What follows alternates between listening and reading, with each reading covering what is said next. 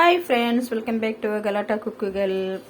வாங்க, இன்னைக்கு நாங்கள் எங்கள் வீட்டில் என்ன சமையல் பார்க்கலாம். இன்னைக்கு பருப்பு சாதம் பண்ண போகிறேங்க. நான் பருப்பு சாதத்துக்கு நான் போட அளவு சொல்கிறேன் உங்களுக்கு. குக்கரில் எண்ணெய் போட்டுட்டேன். எண்ணெய் சூடாக விட்டோம். எண்ணெய் சூடாயிடுச்சு. 2 பட்டை 3 கிராம்பு போட்டுக்கலாம். பிஸ்மில்லா போட்டு ஒரு 4 பச்சை மிளகாய், ஒரு 2 வெங்காயம் பொடிசா நறுக்கி வச்சிருக்கிறேன், அது போட்டுக்கலாம்.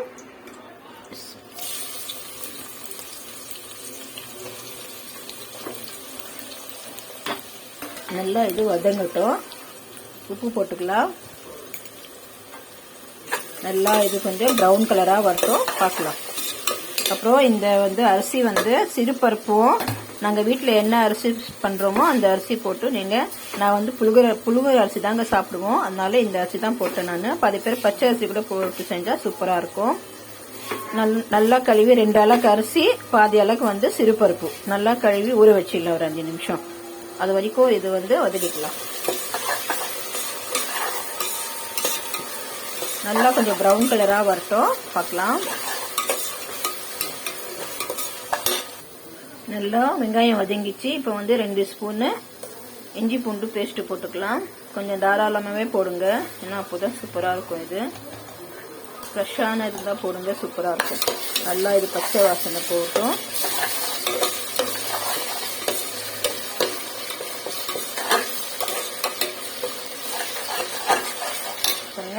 இது 2 தக்காளி, புதினா, கொத்தமல்லி நைஸா நறுக்கி வச்சிருக்கிறேன். பெரிய சைஸா 2 தக்காளி. இது நான் போடுற 2 அளவுக்கு இது கரெக்டான மெஷர்மெண்ட்டுங்க. இதே மாதிரி நீங்களும் போடுங்க, மசாலாவோட சூப்பராக இருக்கும். இது நல்லா இது வதங்கட்டும். கொஞ்சோண்டு மஞ்சள் தூள், சும்மா லைட்டாக, சும்மா கலர் கொஞ்சம் லைட்டாக எல்லோ கலர் வர்றதுக்கு, அவ்வளோதாங்க. இது நல்லா வதங்கட்டும். அளவு பார்த்து தண்ணி போட்டுக்கலாம். இப்போ நான் 2.5 அளவுக்கு அரிசி போட்டுருக்கிறேன், பாதி அளவுக்கு பருப்பு போட்டுருக்கிறேன், சிறு பருப்பு.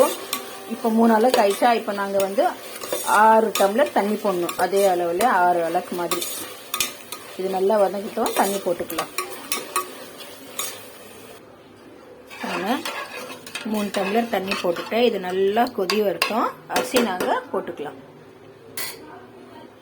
இது தண்ணி கொதிக்கட்டும், பார்க்கலாம். இப்போ இதில் நாங்கள் முட்டை கிரேவி பார்க்கலாம் வாங்க.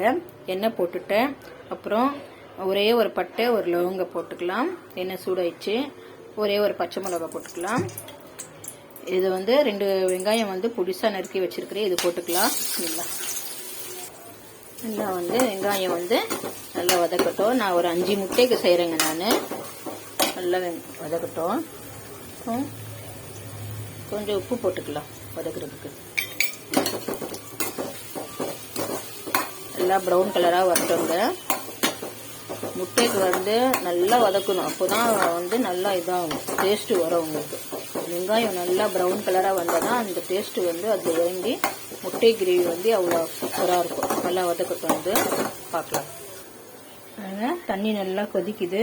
இப்போ இந்த அரிசியை நாங்கள் போட்டுக்கலாம். இதில் நல்லா கழுவி சுத்தம் பண்ணி தண்ணியெல்லாம் வடிகட்டி வச்சிருக்கிறேன், இது போட்டுக்கலாம்.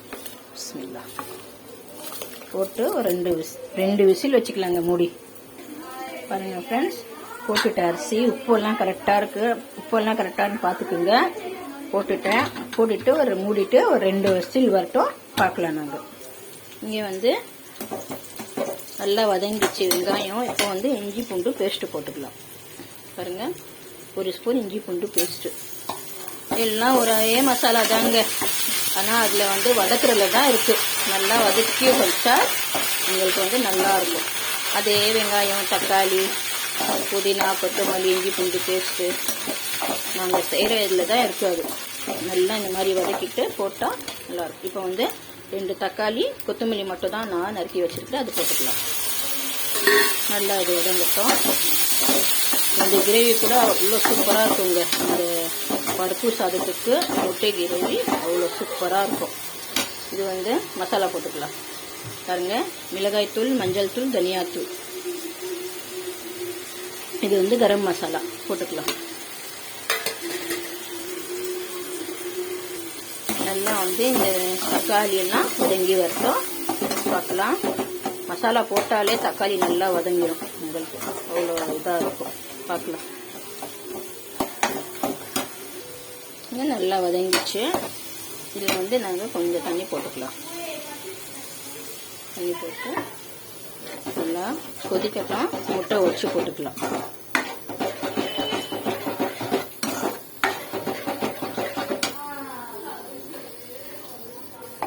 உப்பு காரம் எல்லாம் கரெக்டாக இருக்கான்னு பார்த்துக்கோங்க.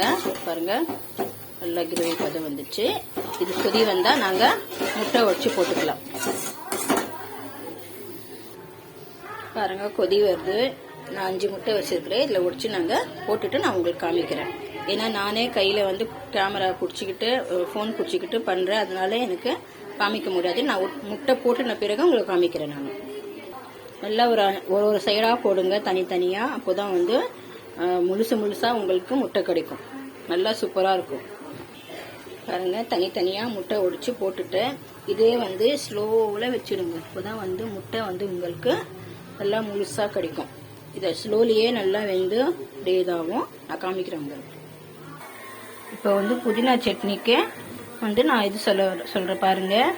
வந்து 2 தேங்காய், 2 பத தேங்காய். இது பெருசாக இருக்குது, அதனால 2 தேங்காய், கொஞ்சமாக புளி, சும்மா ஒரு இது 2 பச்சை மிளகா, ஒரு கைப்பிடி அளவு புதினா, அப்புறம் ஒரே ஒரு பாதி வெங்காயம், பெருசில் பாதி வெங்காயம்.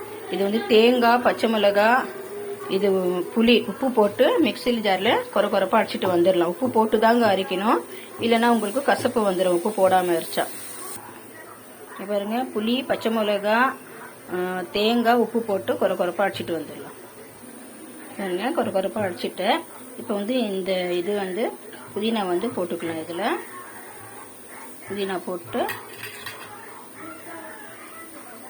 புதினா போட்டு இந்த வெங்காயம் வந்து இதில் போட்டுக்கலாம். போட்டு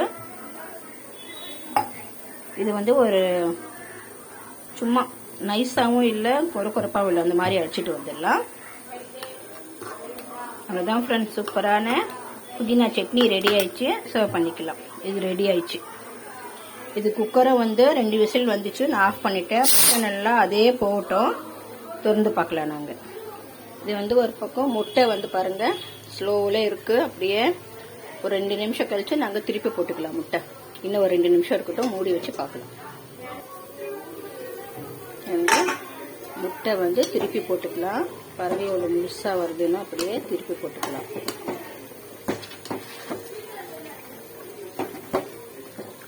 இந்த மாதிரி நீங்கள் ஸ்லோவில் வச்சு செஞ்சால் உங்களுக்கு முட்டை வந்து முழுசாக உங்களுக்கு கிடைக்கும்.